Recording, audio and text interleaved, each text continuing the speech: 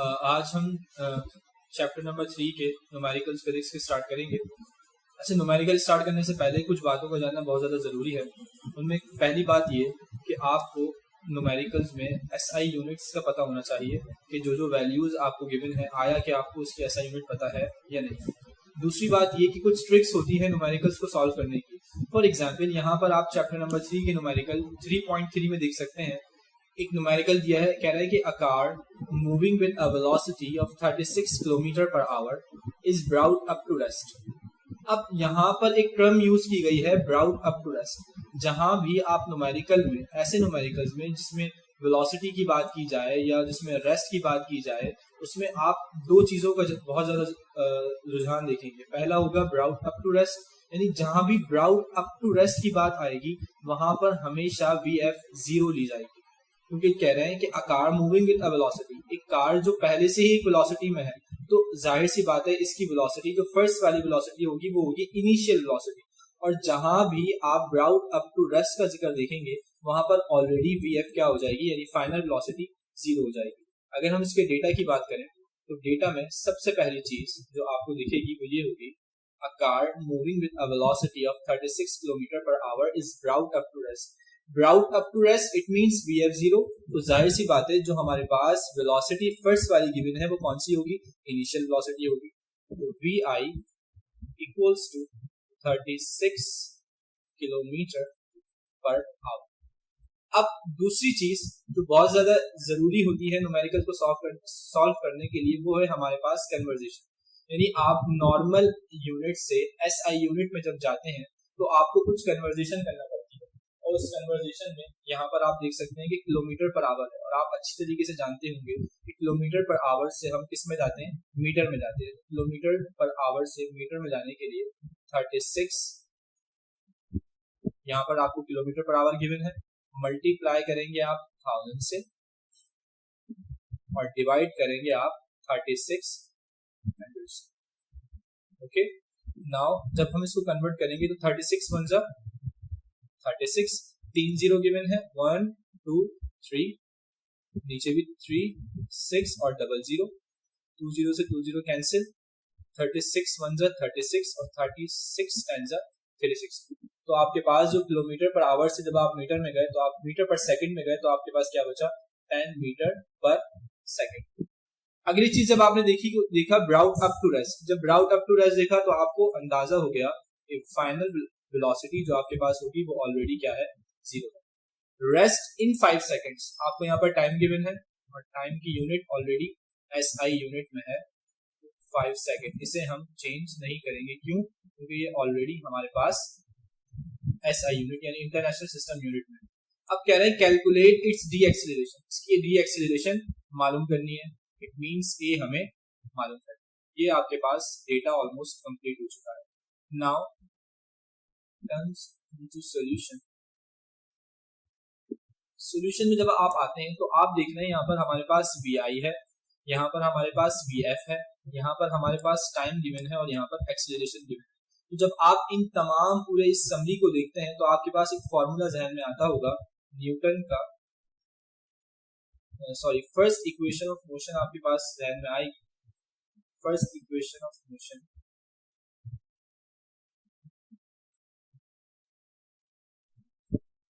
First equation of motion का formula आपको याद होगा, VF equals to VI plus AT।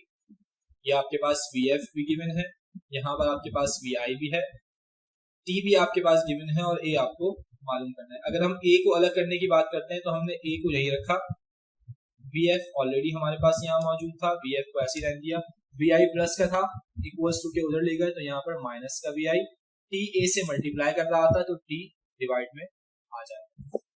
Now A equals to VF आपके पास 0 आ गई, माइनस VI आपके पास क्या गिवन है, 10 गिवन हो गई, और टाइम आपके पास गिवन था 5 सेकंड, तो T बराबर आ गया 5।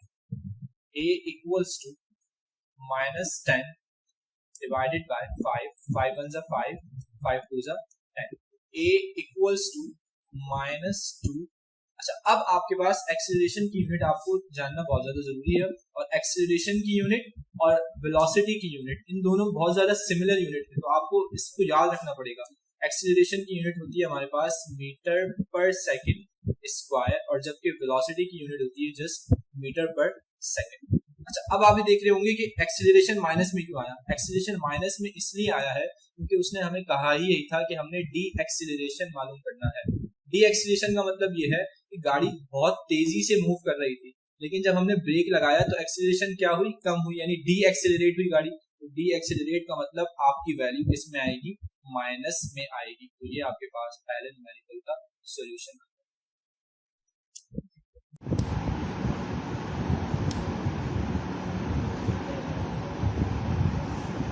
नाउ सेकंड न्यूमेरिकल में आप देखें चैप्टर नंबर 3 का 3.4, can I find the acceleration of a body whose velocity increases from 11 meter per second to 33 meter per second in 10 seconds।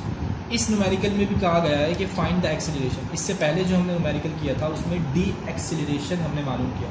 D acceleration और acceleration के फ़र्क में, यानी नॉर्मली अगर आपको मैं जनरली फ़र्क बताऊं तो वो ये होगा कि जब आप डी एक्सीलरेशन की बात करते हैं तो वो वैल्यूज़ हमारे पास माइनस में आएगी, और जब आप एक्सीलरेशन की बात करेंगे तो जाहिर सी बात है हमारे पास वो आंसर यानी वो वैल्यू ऑलमोस्ट यानी तकरीबन हमारे पास पॉजिटिव में आएगी। अच्छा, अब इस न्यूमेरिकल को देखते हैं आप। Can I find the acceleration.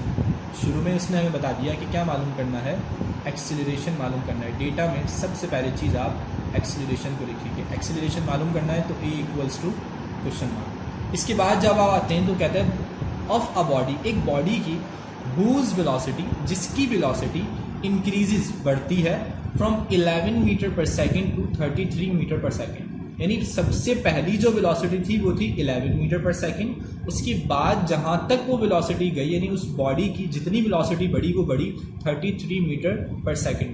तो जनरली जब आप पहली वाली वेलोसिटी को देखते हैं तो वो आएगी आपके पास वी आई, यानी इनिशियल वेलोसिटी। तो आपके पास इनिशियल वेलोसिटी हो गई 11 मीटर पर सेकेंड। सेकंड वैल्यू जो आपके पास मीटर पर सेकंड में गिवन है वो फाइनल वेलोसिटी, क्योंकि वो आखिरी वेलोसिटी है, तो वो 33 मीटर पर second in 10 seconds. Time given है आपको 10 सेकंड का। इसमें आपको कन्वर्ट करने की ज़रूरत नहीं है, यानी यूनिट को कन्वर्ट करने की ज़रूरत नहीं है, क्योंकि आपके पास तमाम यूनिट जो है वो एसआई यूनिट में मौजूद है। यानी वेलोसिटी की यूनिट मीटर पर सेकंड में मौजूद है और टाइम की यूनिट सेकंड में मौजूद है, जो कि ऑलरेडी इन एसआई यूनिट है। अच्छा, अब आप जब इसके सॉल्यूशन की बात करते हैं तो सॉल्यूशन में सबसे पहली चीज़ आपको फार्मूला याद होना चाहिए। According to first equation of motion, हमने इससे पहले भी डिस्कस किया था। फर्स्ट इक्वेशन ऑफ मोशन के मुताबिक आपके पास जो फार्मूला गिवन है वो है V F equals to V I plus A T. वही काम हम दोबारा करेंगे, यहाँ पर ए को अलग रखेंगे, ए को यही रखा हमने वी एफ की जगह। V F V I plus का है, इक्वल्स टू के उस तरफ लेके गए तो माइनस का वी आई, टी मल्टीप्लाई हो रहा है ए से, जब इसको इक्वल्स टू के उस तरफ लेके जाएंगे तो वो डिवाइड में आएगा। अब आपके इसमें वैल्यूज़ को पुट करें। ए हमें मालूम करना है, ए की जगह ए। वी एफ आपके पास गिवन है 33, वी आई आपके पास गिवन है 11, डिवाइडेड बाय टाइम आपके पास गिवन है 10। A equals to 33 minus 11 22, 22 divided by 10, और जब आप 22 को डिवाइड करेंगे 10 से तो आपके पास आंसर आएगा 2.2। अगेन एक्सीलरेशन की यूनिट मीटर पर second square. This is the answer. ये दो न्यूमेरिकल और आई होप कि आपको समझ में आ गए होंगे। इसके बाद जब आप वीडियो को आगे देखेंगे तो आपके पास 2 से 3 न्यूमेरिकल आपको असाइनमेंट के लिए गिवन है।